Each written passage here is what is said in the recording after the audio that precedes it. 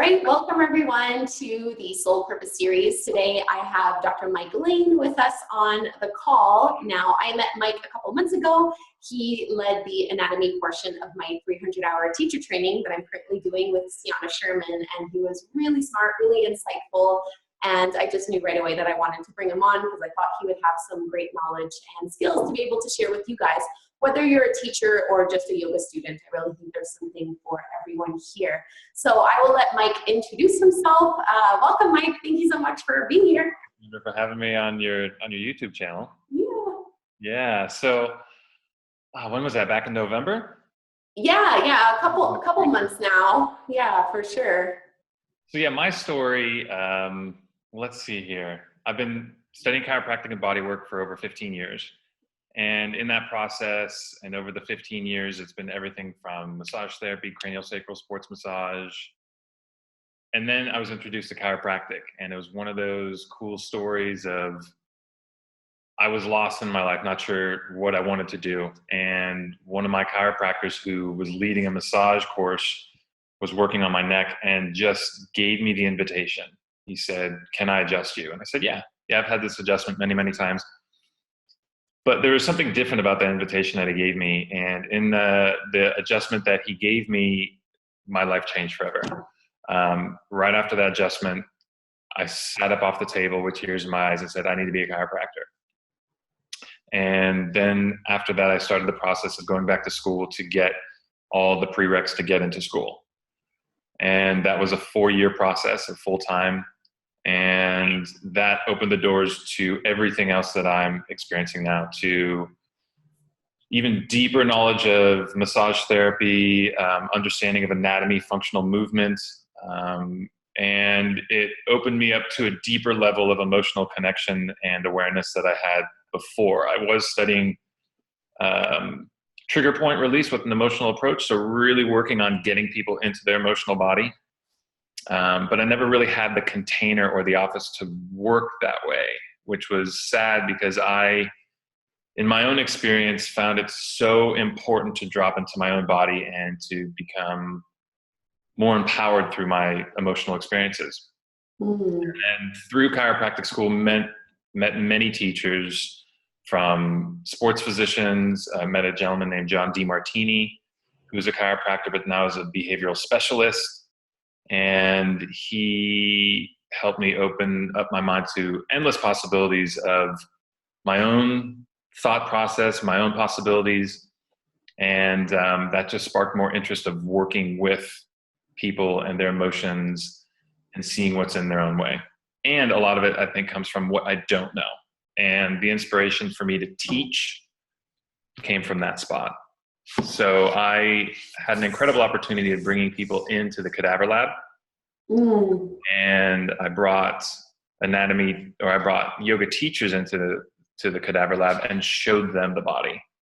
And to watch people see something that they've never seen before and relate it to something within themselves of like, oh, that's what that looks like. That's what I'm stretching. Oh, that's what that feels like, was just a huge inspiration.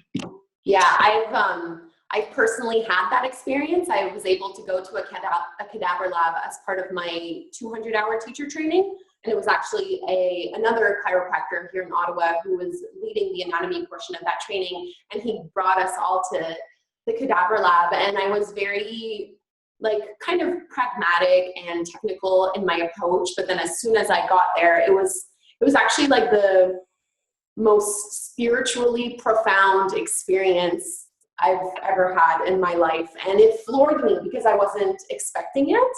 Yeah. But just to see bodies like that and to just have the privilege, it's such an immense, tremendous privilege to just be able to I held a hip joint in my hand, like a real hip joint. I broke up fascia with my thumb, I saw what a hip replacement looked like. It totally blew my world apart. And it was forever, a deeply humbling experience. And it's not something that I see a lot of people doing, but I think it's great that more and more teacher trainings are incorporating that into their trainings, because it's that's the body on a whole new level. It's just new level. It's crazy. Yeah, it was crazy. So humbling, so spiritually profound, but you also learn so much, right? Just like on the anatomy sense, like to be able to just manipulate the body, someone else's body like that was crazy. And I'll never forget the smell. That was not a pleasant experience. More unique odors. Yeah. But I think it's awesome. Like it's a really humbling experience. But I want to know, what was so special about that first adjustment? Like, what did he do that was so crazy that set you on this path? There was something about the invitation. It was the way that he asked. And there was something about, it seemed like he asked me something and then my soul and my life had a choice. Rather than seeking and trying to find something of like, why is my life not working? Okay, I have a massage practice. I have a wonderful girlfriend at the time. And there was just something really moving in the softness of his voice and his presence. And it was just something simple that I've done thousands of times before, of getting adjusted throughout my whole life. And there was this sense of surrender. You know, if I feel into my own body of that split second, there was a sense that who I think Mike is stepped out of the way, and then my soul and my life was there to answer. So how has that affected the way that you treat your own, I don't know if you call them patients or clients or? Well, when I'm working with people, I'm always asking them, do you feel okay? I'm always checking in with them to making sure that they feel safe. For me, working with people, one-on-one especially, it's about safety. How can I create the safest place for them to be vulnerable and to be open and to be truthful? Because I don't want my patients to think that I know way more than them and I'm going to do something to them that I know is better for them. You know, I want to set them an invitation to have them check into their own body and see, well, does that feel right? And that's why I use muscle testing. You know, I'll ask their body what their body wants. And it's kind of cool because people sometimes don't understand what muscle testing is, or they find it like a magic trick. But then that just sets like a tone of like, okay, cool, we're playing here, we're working with something. And it just seems to give them choice. And they feel safer. Yeah.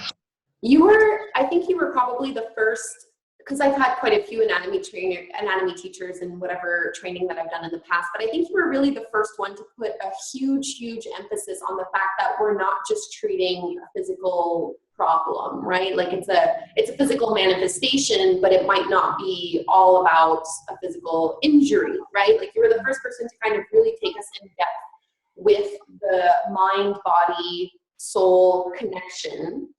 And it's like a good and a bad thing, because when you're blending all of that together, there's no clear answer. I have back pain. Well, there's no clear answer to what's causing that. So how do you do that work, knowing that there are so many layers to it? How can you help the patient or the client kind of empower themselves to be the ones that kind of do the work to dive deeper? Because it's not like you can do it all for them, right? You're like the facilitator and you are providing some of your insight and your knowledge, but at the end of the day, it's their emotional body and their physical body. So how are you helping them bridge that gap?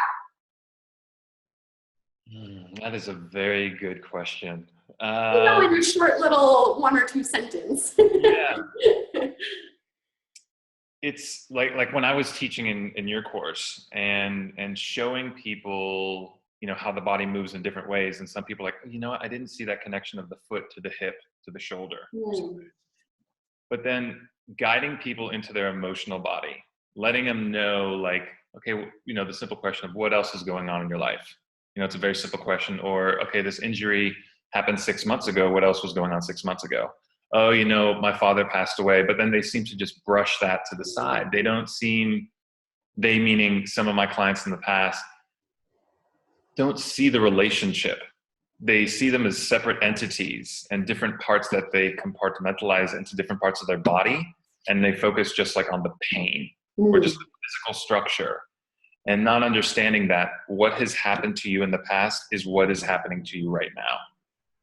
And any emotion of the past I could think and feel about, and it's in the moment.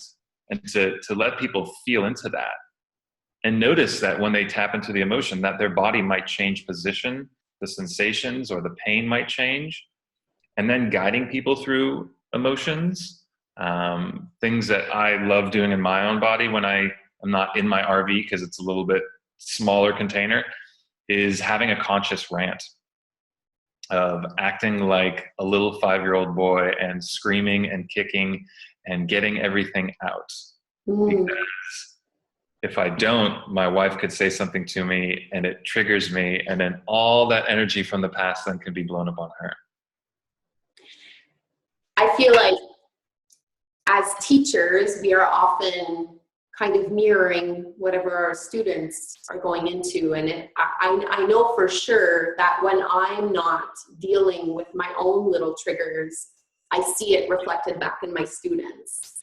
So there's like a transference or a projecting that happens. And unless I'm like extremely aware of it and very conscious of the fact that I need to do my own practices in order to be a good teacher, the connection is never going to establish itself in a really profound way. So is this something that you knew you had to do right from the beginning? Because I mean, I haven't met that many people in the health and wellness profession who put that much emphasis on like the self-care practices of dealing with your own trauma or your own issues or your own triggers before going out and, you know, healing other people or helping other people heal themselves, right? It's been a trial and error over the 15 years of working with the body and seeing how my body was unconsciously taking on other people's things, and being an empath in that I feel a lot, and my mind is also good at shutting it down and putting it on the back burner. I saw how that was destructive, and how when I would come home and be angry or fearful for really no apparent reason until I stepped into my emotional body and saw, wow, I just brought on a lot of my work stuff home with me. And how then that would reflect into my relationship with my friends and with my wife. So it's, you know, I've also had I've done a lot of seeking and a lot of work on emotional release, like men's groups and things with a gentleman named Robert Masters, has been quite profound.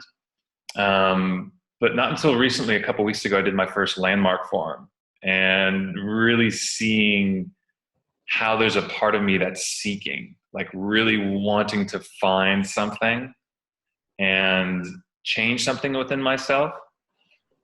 And it's led to this exploration of a lot of cool techniques of emotional release, physical release, chiropractic release.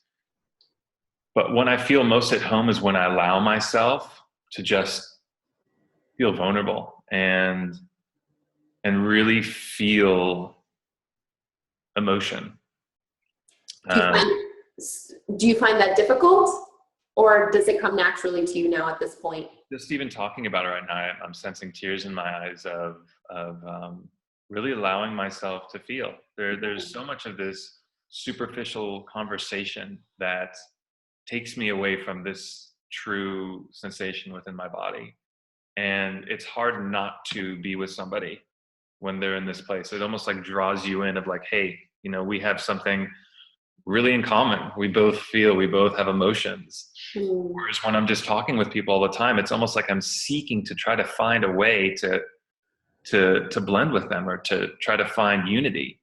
And in these groups with the emotions, it just creates this incredible container of safety, because we're all there witnessing each other being vulnerable and going through life, real life, rather than the superficial stuff. It's funny that your title is chiropractor, because it sounds like that's just like a tiny little portion of what you do, right? Mm-hmm. Like it's a lot more than just like physical adjustments and that kind of work. You working with people, have you noticed a difference in the way your work is received with men and women? Yeah, I mean, even when I'm teaching, like in your group, there was a doctor who came up to me afterwards and said, you described chiropractic and the importance of chiropractic clearer than I've ever understood it, and the importance of chiropractic and the importance of the relationship of the physical structure with the emotional structure, and how they're totally intertwined and there's no way of separating them. So yeah, when guiding people into their emotional body and also talking to people about what's going on with them emotionally, they just get a deeper sense of, okay, yeah, it is all connected. There's no way that I could separate it. Mm. Mm-hmm. But I mean, my platform now is teaching. So I used to be in the office in San Francisco, 4 to 5 days a week, working 8 hours a day. And then, 10 months ago, I sold the practice, and now my wife and I live in an RV traveling. So I'm not seeing as many people on the table, but I'm seeing more people out in front of me, like in a classroom setting. Mm. So I was just down in the Silmar for teacher training there. And, I was back with you in Portland in November. And then I'm going out to Hawaii in February to do it's a shadow workshop with Robert Masters. So we're going to be working on the emotional stuff together and supporting each other. Nice. You're going as a participant or as like a facilitator? As a participant. And this one's co-ed, where the one I did last August was all men. So it was 5 men working with Robert and really getting into the emotions in our body that have been stuffed, that I didn't really allow my body to release at the time of trauma. Mm. So, and then once I'm out there, I'll be teaching some regular classes. Is there ever like an endpoint to this work? Like, do you think you'll always be uncovering more stuff that's just stuck? Because you've been doing this, what, 15 years? Yeah. I mean, I sometimes my mind and ego thinks that there will be an end. Like I will want to find something that will give me this, like, oh, I can totally relax now. All the emotions are gone. But that's not, there's no way that can happen. I mean, doing the landmark a couple of weeks ago and finding out there's many things that I don't know and my blind spots, it really brought a lot of clarity. Yeah, I also enjoy the fact that I know it's never going to end, because it's such a powerful, unique thing to each individual to feel the intensity of these emotions. I mean, I've had some experiences where I thought I was dying because I was crying so hard, or I was on the operating room table when I was 6 months old. And when I came out of that emotion, I was literally drugged. I felt that all the drugs that they gave me when I was on the table when I was 6 were in my body, and this was 6 months ago. And reliving that and having just that experience was something that I don't want to end. I don't ever want to find the end of that, even though it's scary as hell sometimes, of being in a group of people, but feeling so alone. That's like, I'm like, whoa, like that's quite an experience to go back so far. Like we're not talking about something that happened to you a year ago. Like you're talking about something that happened to you when you were just a little baby, a little child, right? Is there any part of that that's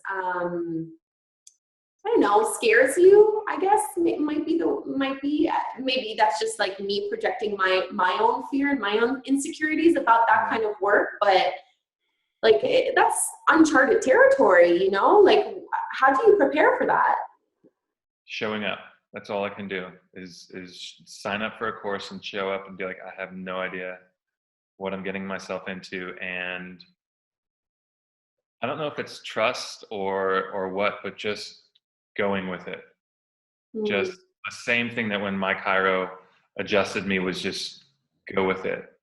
And yeah, there's times where I get very, very, very deep and feel a sense of loss of myself. But for some reason, I know I'll come back. If it's slightly different or with a different sense of awareness, I know I'll come back. And it's just incredible to have that capability of dropping back into something. Yes, that happened 35 years ago, but it's literally happening right now. That's the crazy thing about time and emotions, is that it's right now.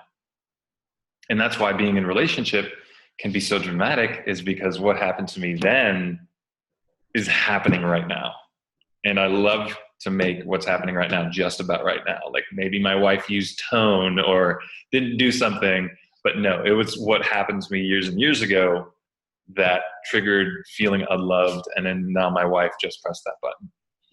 So it's learning to become aware of all these different triggers as well, and helping to release some of the pressure, so that then I become more aware of the triggers, but then also that if I do get triggered, I'm not exploding as much as I would before. I often work with other yoga teachers and who are new yoga teachers who are just stepping into this world. And something that I continuously run into, or that they will always bring up to me, is the fact that they feel like because they are not fully healed themselves, for lack of a better word, they do not feel like they should be in the seat of the teacher, right? But here you are, a professional working with clients on a regular basis, saying that you are always working on yourself. This myth of like the wounded healer, like how do you draw that line in the sand where you are not so, I don't know, wounded that you're negatively affecting the healing of your clients, but at the same time, you're not projecting this false ideal as if you are perfect and completely fine yourself? I'm always trying to tell teachers that that's never going to happen. You're never going to be the perfect teacher that you've envisioned. You're always going to have to work a little bit more on yourself. But then there's this fear that we're not, who am I? Who am I to teach if I have all this garbage and I have all this crap that I have to work to? So what can you say to that? How can you speak to that balance that we somehow have to try to find as teachers? Yeah, that can be a struggle. I felt that when I opened up my chiropractic practice of who am I to just graduate and open up a practice and say, hey, I'm a chiropractor, and then that whole fake it till you make it thing. But in that first 6 months, I let myself fail and felt that the failing was an opportunity to learn more about myself and then take that to the next patient that I had. I'm like, okay, I couldn't get that to adjust. Let me go to the next one and see if that can happen. And so let me see if I can answer the question a little bit better. There is no perfection with this stuff. There is no, yeah, I've got it. Because as soon as I feel like I've got it, there's something else. It's not about fully,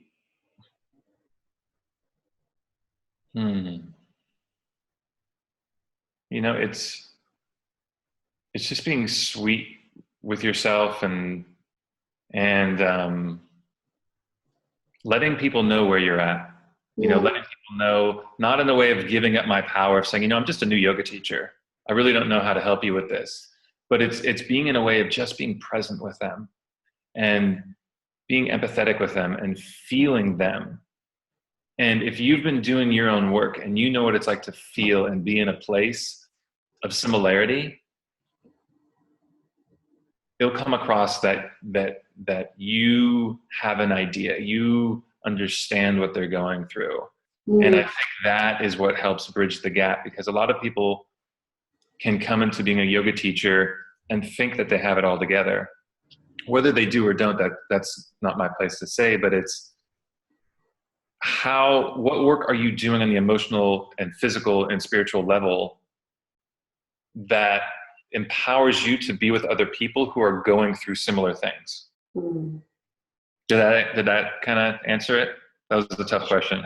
Yeah, it is a tough question. And it's always something that I personally struggle with answering too, just because it kind of goes back to that principle of like not placing yourself on a pedestal and not placing other teachers or other people in the health and wellness field on pedestals, because really we're trying to relate, although you are helping others and you're sharing your knowledge and your insight and you're facilitating some kind of healing with others, you're not doing it from a top-down approach, right? Like you're not looking down on them and saying, you do this because I tell you to.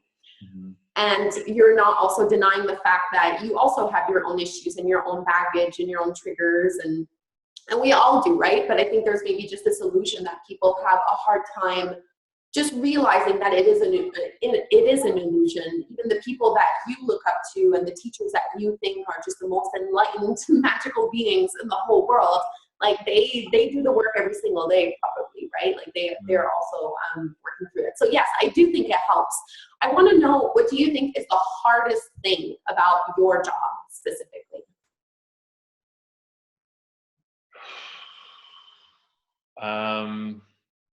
Hardest thing about being a teacher and chiropractor,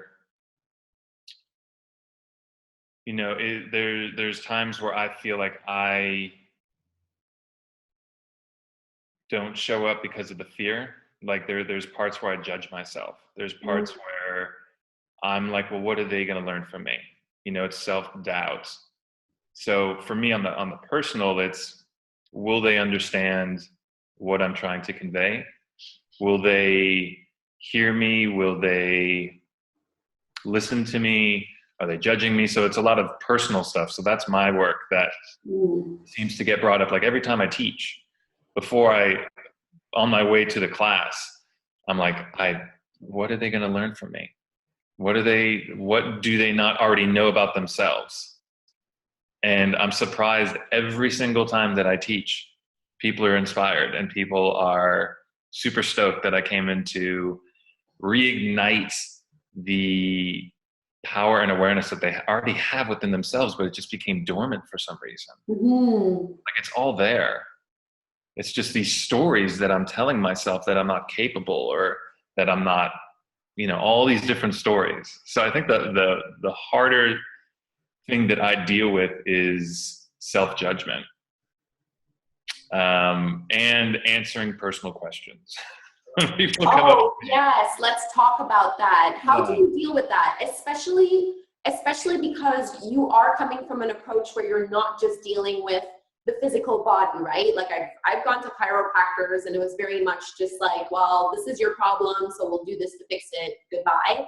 But you're kind of bridging that gap between like physical, the emotional, and the mental. So that always muddies the waters a little bit. Like you always have to make sure that you have very clear boundaries. Like for myself as a teacher, like boundaries need to be really clear. How do you navigate that? Well, when I'm teaching and I take breaks, it's amazing. Like, okay, let's take a 15-minute break. And as I'm walking to go to the bathroom or have a snack, there's like a line of people. Oh yeah, I was in that line. There's people coming up to me with their stories. Yeah. And it's learning to listen to the story. And if it sounds like it's something that is repetitive, if it sounds like it's something that the person is really wanting to identify as who they are, then it's like, that's something I can't work with right there. If they're telling me, no, it's my shoulder. Oh, my shoulder's been this way. It's like, well, I want to find out more about the story, about why are you so attached to your shoulder? What is it giving you to be so attached to your shoulder? And most people are like, no, it's my shoulder. It's my shoulder. I had a car accident 5-6 years ago. It's my shoulder. Because people, even when I was in private practice, people would be so attached to their story. I'd have people come in, I've had this herniated disc. I have all my MRI results here, there. I take a look at them. And I get them on the mat and I start showing them some foundation training of how to hold themselves properly in gravity, and their pain goes away. Mm. And it's amazing because people are like, wait a second, I've had that forever. And it's like their story just transforms like that. And they did it. oftentimes it seems like people are coming to me to give them the answer. Yeah. Which is also a challenging thing. I felt like in my private practice, people were expecting me to make change and them. And it felt like a lot of pressure. And being in my position of being a doctor of chiropractic, I wanted to show up. I wanted to tell people, no, this is what's going on with you. But like I said before, a lot of it's trial and error. Putting something into the body, see what your body does with it. Because if I give you an adjustment or do a soft tissue release on your body, it'll be a totally different response than somebody else, because you have your emotional backstory, you have your structural and mental backstory, and you might go running 20 miles a week where someone else sits on their back on the couch for 20 hours a day. So that's the tricky thing is finding like that answer that people want to hear. Yeah. And I apologize because I think I'm one of those people guilty of putting you in that spot where I'm like, my hamstring hurts. Like, and you're like, well, tell me about the last couple of years. And I'm like, no. Like, I just want you to tell me what to do. Like, just fix my hamstring, please. And, Yeah. but it's good because you're very patient, because I don't think I would ever be able to be in your shoes and have like that line of people waiting for me, and just like you legitimately listened to every single person that came up to you and asked the questions, and you're very clearly not a cut to the chase kind of guy, like you're not trying to like get through the shortcuts and just write on a prescription pad and send people on your way, and that was why it was such a different approach from other health and wellness professionals that I experienced. So I'm very, very, very grateful to you to that, no matter how impatient I might have been toward you the day of the actual training. But you mentioned foundation training very briefly. Let's talk about that, because that's something that you introduced in our anatomy training. I had never heard about it before, but I've been using some of the principles like in my teaching and in my personal practice, and I've really been enjoying it. So how did you just give an overview of what it is and how you found that to begin with? Yeah, foundation training is it's a series of movements, about 18 or 19 movements, and it helps redistribute tension across your body. So since we live in a gravity environment constantly, the way that we can tell what gravity is doing to us is based off of our postures and how like our head goes further forward to the screen and things. So foundation training helps redistribute that compressional force that gravity has to different parts of your body. And one of the biggest parts about it is hip hinging. So teaching people how to move from their hips rather than from their lumbar spine or from their knees. So in the yoga community, there's so much of this openness, so much of this spreading and stretching, and then people go into their daily lives. But the thing is they've stretched so far, especially if you've done like a yoga festival where you're doing like 3 to 4 classes a day, and then they go back to their daily lives, but their body has expanded so much that they don't have that stability. And foundation training, I brought it into the yoga community to bring that stability. So people can open, and I could teach them how to breathe differently into their rib cage. I could teach them how to move more from their hips and have more awareness. So when they're at the end ranges of a particular pose, they have more strength and awareness. So that's a big part of it. And it was designed by a chiropractor for his own back pain. And he helped heal himself of the back pain for sure. And then he's been inspiring thousands, if not tens of thousands of people all over the world. So I've been lucky enough to assist many times, even at a pain retreat at Esalen, where him and I and his girlfriend worked with people for 5 days in a row of just foundation training of 6 to 8 hours a day. And every single person left with a significant pain reduction. And it was just teaching them how to move in a different way and then improving that movement pattern over and over and over again. Do you think stability is what we're lacking the most in yoga, like in the yoga world? I think it's it depends on what type of yoga. Each type of yoga has their own principles. I think it's the awareness of movement at end ranges of motion. I think that some people can go into things too fast or without the awareness, and that's typically where the injuries happen, is at that very end range, like when their legs are in Hanumanasana or if they're in side splits. They have a tremendous amount of load on their inner thigh muscles, hamstrings, short adductors. But having the awareness of creating like this muscle energy of squeezing in can help reduce injuries. But yeah, I think stability and the combination of working mobility and stability, that Goldilocks, it's like, how do you have both? Right, for sure. Yeah, I've noticed that quite a bit in myself, that I'm either all the way one way or all the way the other way. Balance is tricky. I don't know why. Balance is so hard. Yeah, so it's like a cross training. You want to mix the stretching right. with the muscle energy. So like my wife, she's a very bendy person, but the more yoga she does, the deeper she goes.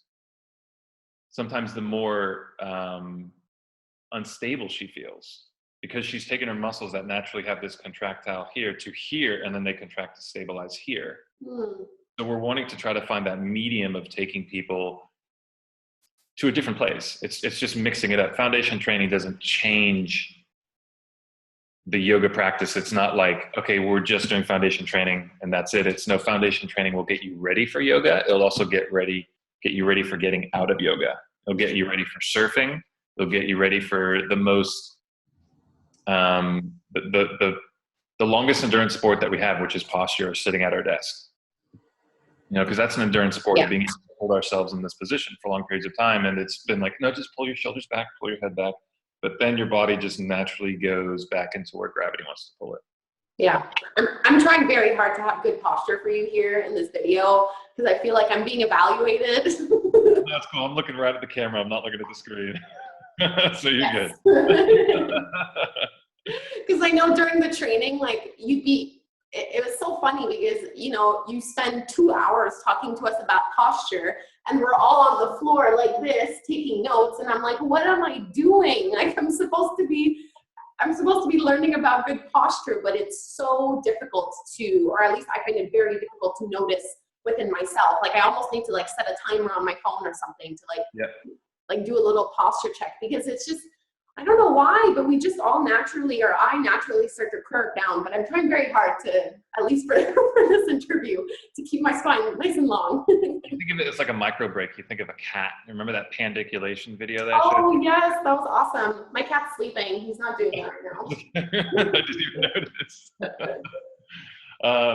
It's similar to what they do. They're in their position and they get up and they reset their nervous system, the tone of their fascial layers, by lengthening.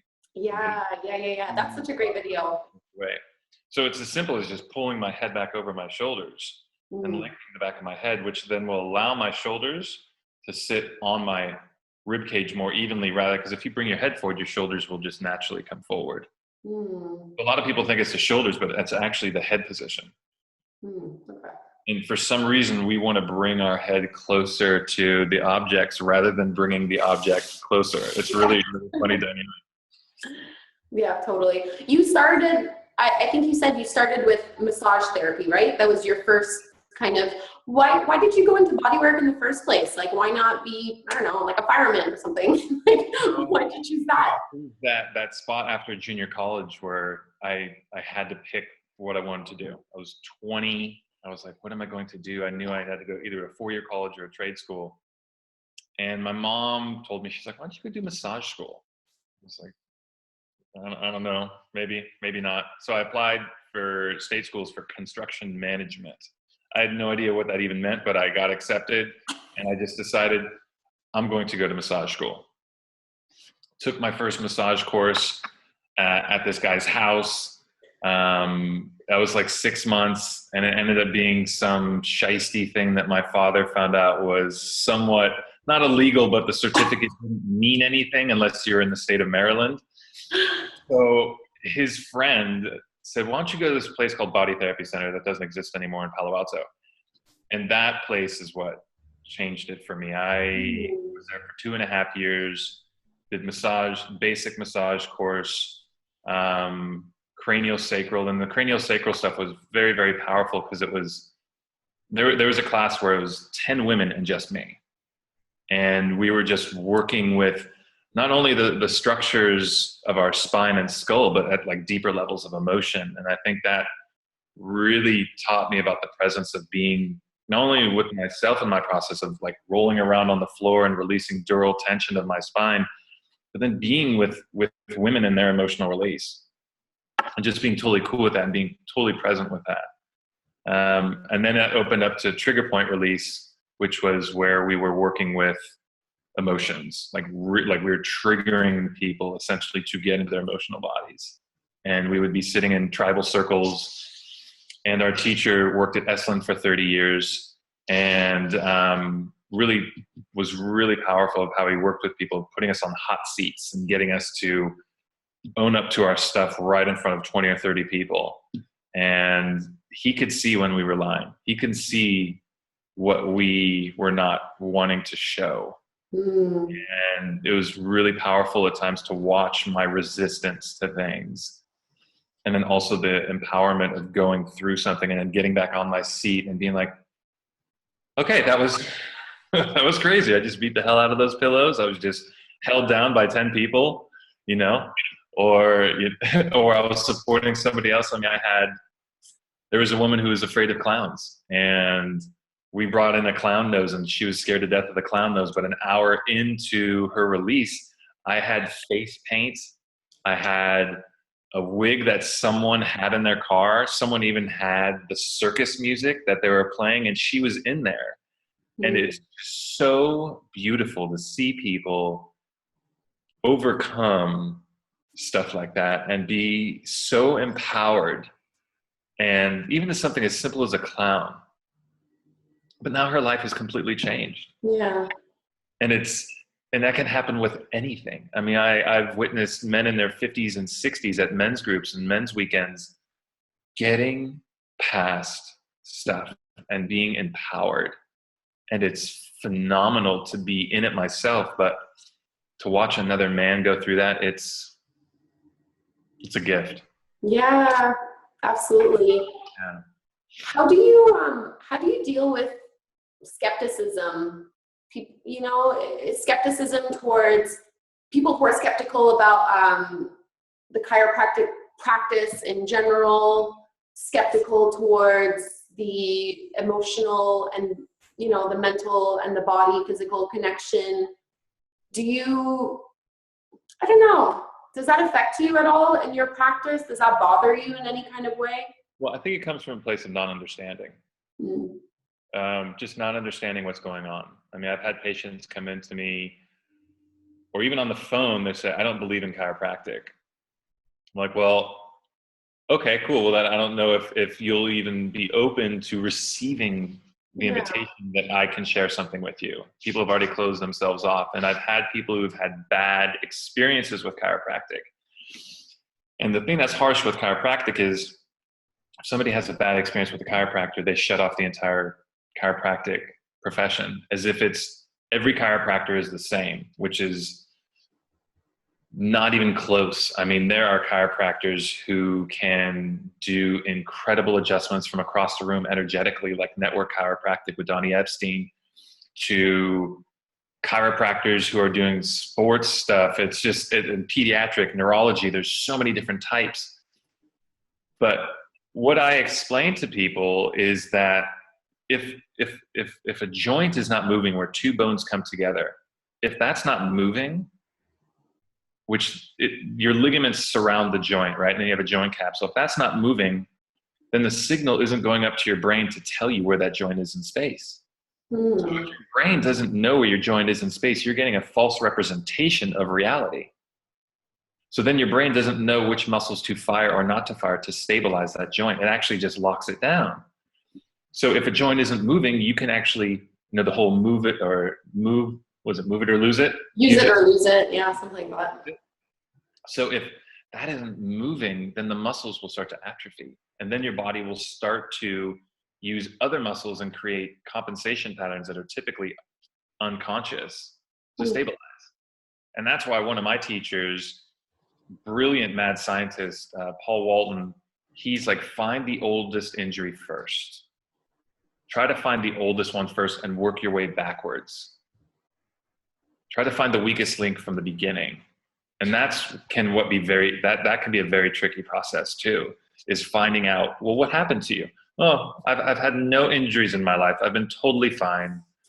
And as I'm working on them and they start to get more relaxed, like, you know what? I did fall off a roof and I landed on my head when I was about 10 years old. You know, I was in this massive car accident, but people just don't even, they don't see that the body is just like this. It's soft. It absorbs. Yeah, I know I have a lot of blind spots, and I think that's like a generalization that I can comfortably make, is it's very easy to have blind spots about yourself, right? Because you think you know what the problem is, so then you think you also kind of know what the solution is. So you already have like a path that you think you need to go down, and this path is called healing, and you think you have these steps, but then you need someone to be able to like open up your world a little bit and kind of encourage you to look elsewhere and, you know, kind of zoom out almost, you know, like get a better view of the actual situation. But it's very difficult. It's very difficult, I found, to do on my own. It's definitely been easier when I've had someone else to help facilitate that, for sure. But now, okay, so you've done massage therapy, you did body work, you're doing chiropractic, you're now like traveling on the road in your RV. What do you think the next 5 years are going to be like? Well, my wife and I recently just started chatting about collaborating together because she's a yoga teacher and chiropractor as well. So I think the thing that's missing from what I'm teaching is a smoother transition into asana.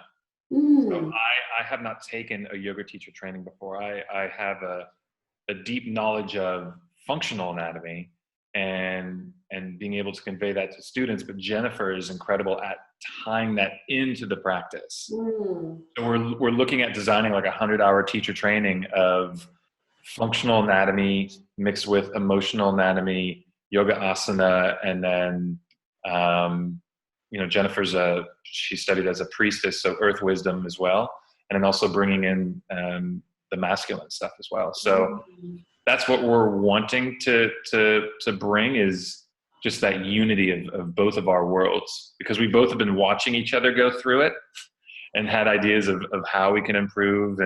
But now we're wanting to come together and create unity between the two of us, because we both have over 35 years of bodywork experience combined. Sounds awesome. Yeah. Awesome. So probably, I'm assuming that people who are watching this interview, maybe this has sparked some kind of interest in them to explore this mind-body connection a little bit further. Are there any kind of resources that you can recommend, whether that's a book or a series or a website? Yeah, so what I was reading a lot into was just like the emotional stuff. And one of the more profound, direct books that I've read is called To Be a Man by Robert Augustus Masters. Very straight to the point, almost of like, who is this guy? I don't like his directness. I don't even want to study with this guy. Or Emotional Intimacy, that's another book that he wrote.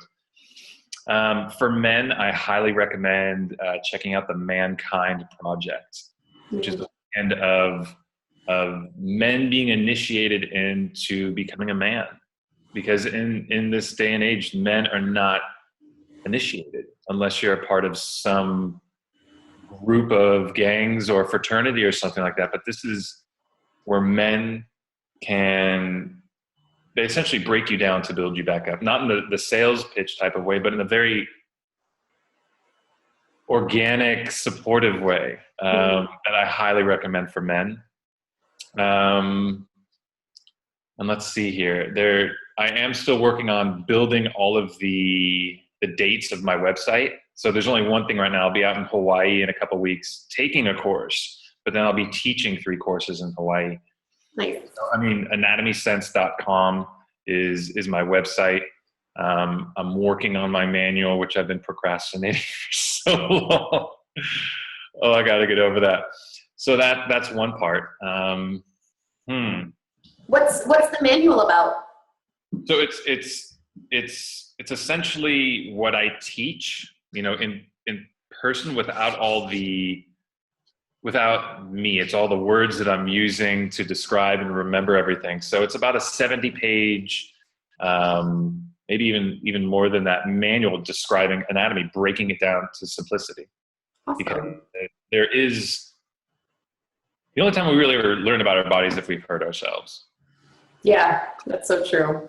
Or you have a friend who's a chiropractor who sees you sitting a certain way, and it's like, what are you doing? Why don't you sit up straight? You know your shoulders are doing this?